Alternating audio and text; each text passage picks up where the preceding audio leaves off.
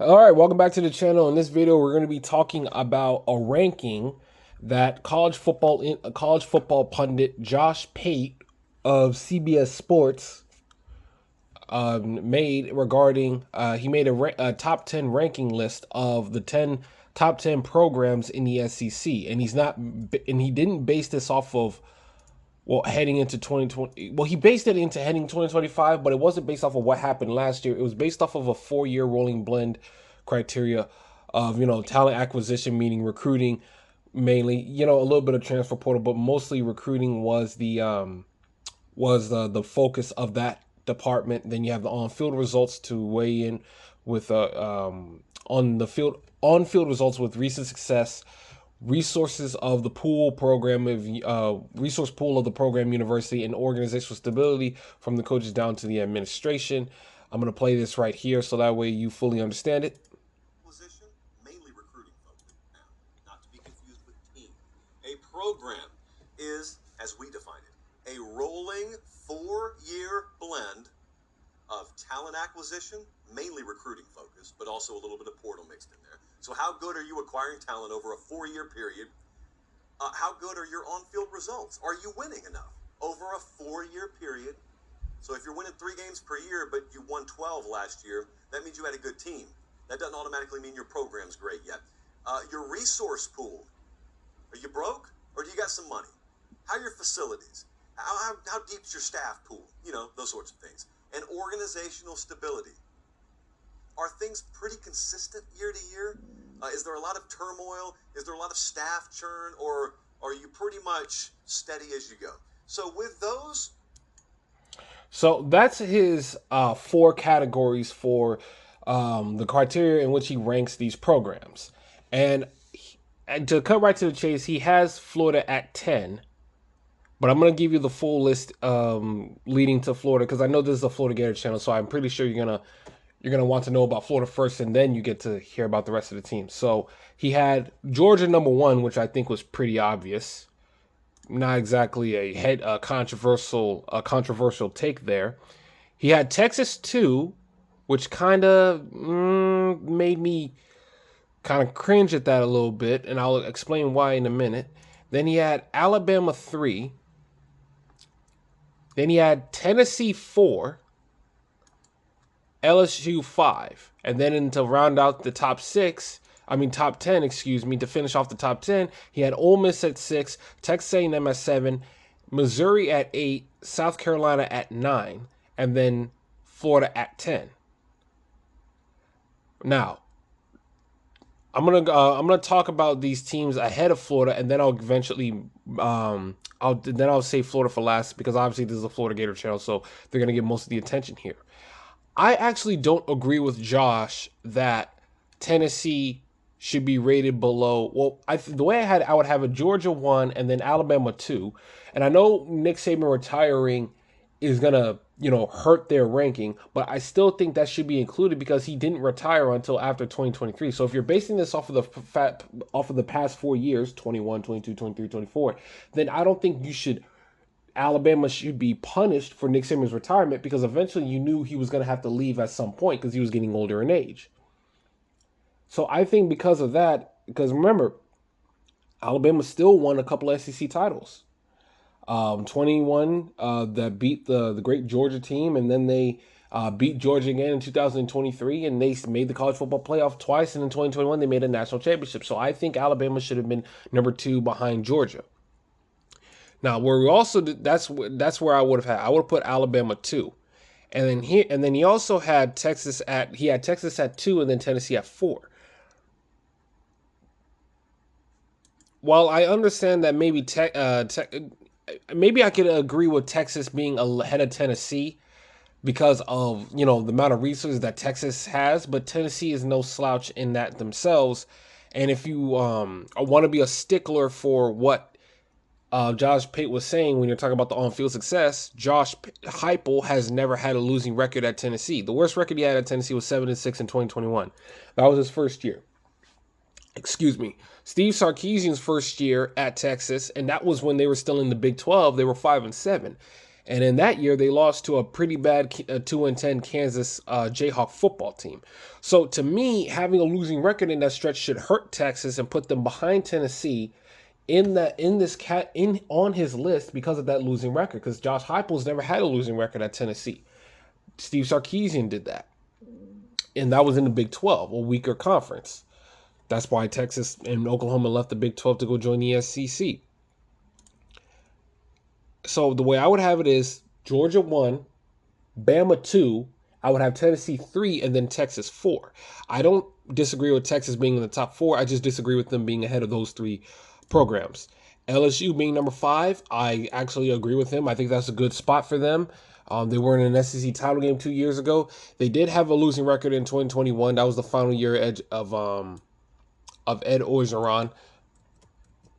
Sorry about that. I'm typing Louisiana State into this into sportsreference.com so I can pull up their record, pull up their history. They were not 7-6, 6-7 in Ed Orgeron's final year. So they did have a losing record in that stretch. But then after that, they hired Brian Kelly. Brian Kelly, while I think he's pretty unlikable as a coach, or at least he has an unlikable personality, he is a pretty damn good coach. And at LSU, he hasn't had worse than a 9-win season. Went 10-4, went to a SEC title game that first year, went to 10-3, had Jaden Daniels win a Heisman Trophy that year, and if not for Jaden Daniels, LSU probably would have been much worse than what they were that season because the defense was terrible. Then they go 9-4 this past year. So I think number 5 is a pretty good spot for LSU, and it's just not LSU standards. Like LSU demands more than just winning 9 or 10 games, but failing to make an SEC title game or failing to make the playoffs. That's not the standard at LSU. They've had their previous 3 coaches before Brian Kelly has won a national championship. So for LSU, their standards are going to be high. He had Ole Miss at number 6, Texas A&M at 7, Missouri at 8, and South Carolina at 9. Now he's probably factoring in the attractiveness of having of the Texas A&M, of the Texas A&M job because of the resources that they have, the recruiting grounds that they have access to. It's just that's probably what he's basing it on. But I disagree with Texas A&M being rated above Missouri and South Carolina because, well, quite frankly, they haven't done anything. They haven't done anything. If you look at Texas A&M's track record over the last few years, and I'm pulling up Ole Miss as well as I'm talking. Texas A&M in 2021 went 8-4, then they went 5-7, and then they went 7-6, and then this past year under Mike Elko in their first year they went 8-5, had an 8-4 season, which is not bad for a year 1 coach, but then they had a disappointing finish, losing games to Texas in which a victory would have gotten them to the SEC title game, and losing a bowl game to USC despite having a big lead at the midway point of that football game.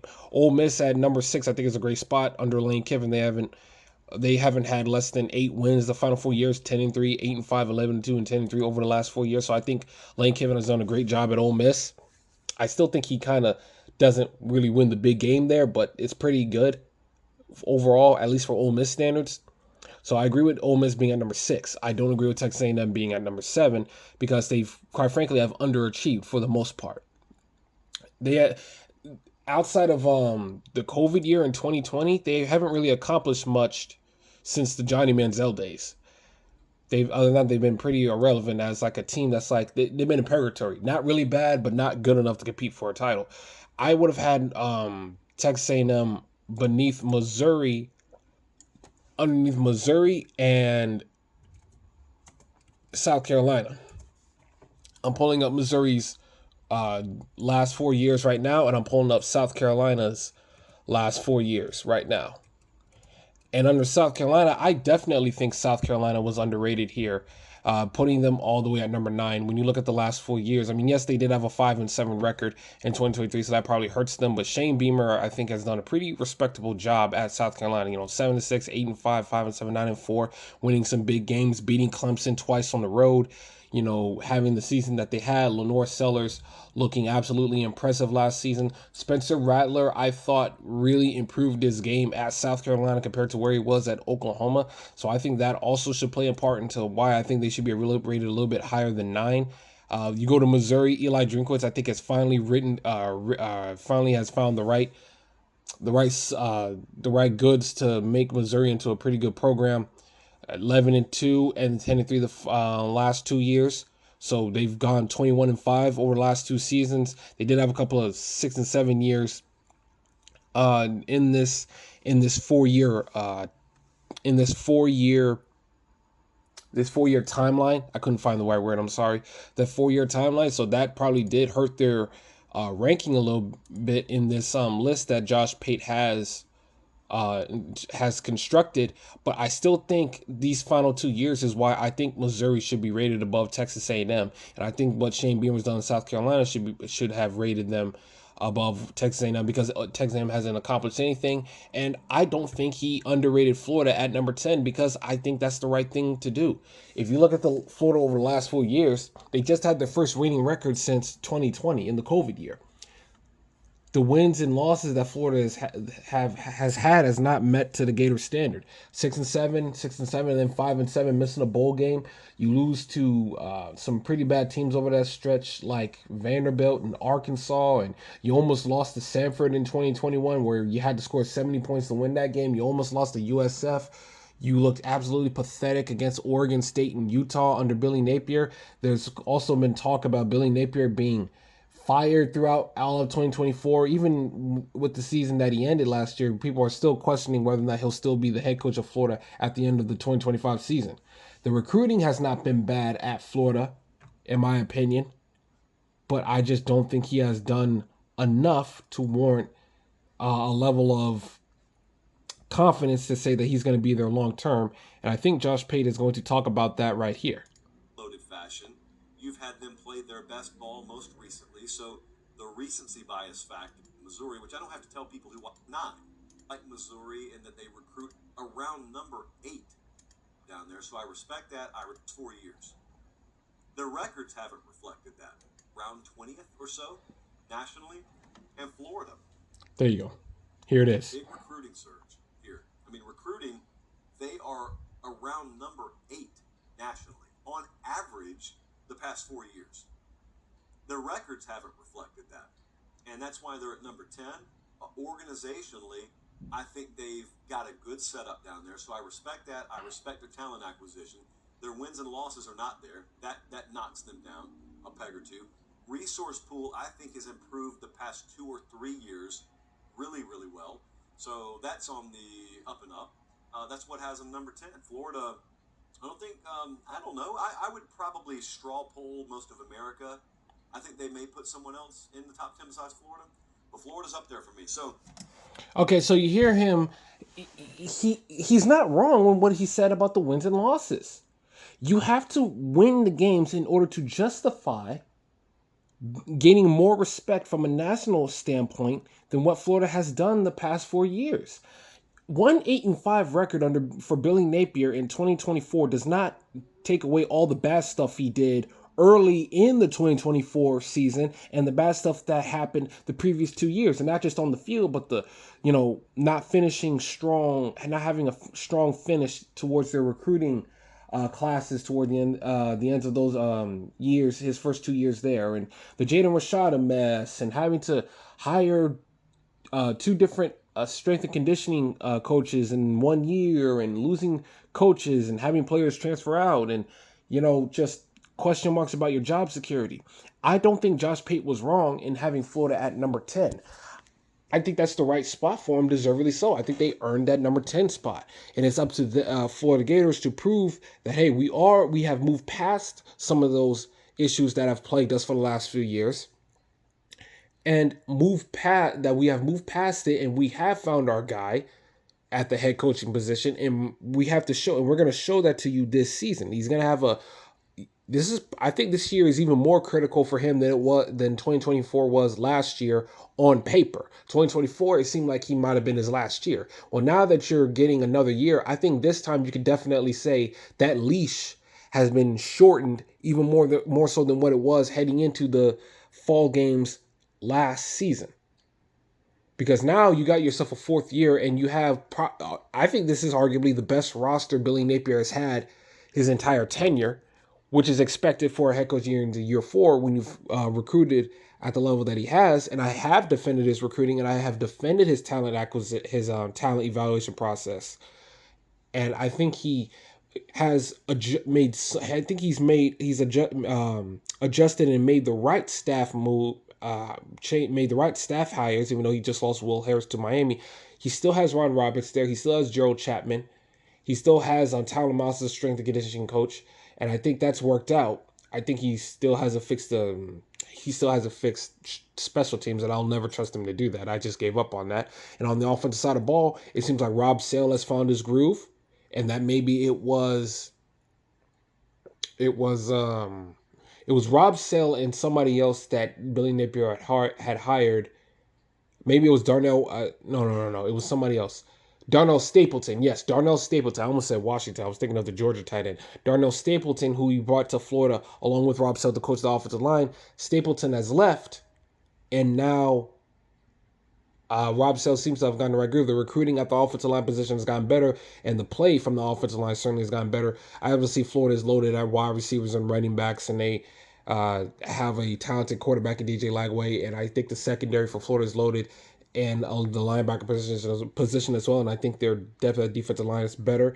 So this year is the year for Billy Napier to finally give Florida that big season that they've been that the program has been lacking for quite a few years, since probably since the first two seasons in the Dan Mullen era. Because right now, Dan Mullen got fired, and Billy Napier has not accomplished half of what Dan Mullen has. Let's just be honest. We have to call it like we see it. So that's Josh Pate's 10 SEC programs over the last 4 years. And I think he made the right call putting Florida at 10. And I think they earned that with some of the bad things that have happened to that program over the last few seasons. So maybe maybe this year Florida can prove Josh Pate, a lot of naysayers or people that are on the fence like myself, even though I am a Gator fan. Maybe this is the year that they can finally prove us wrong, and say that yes, we are heading into the right direction. Last year was not a fluke. The last 4 games were not a fluke. This is what's expected to come in Gainesville. So I would love to see it. Thanks for listening.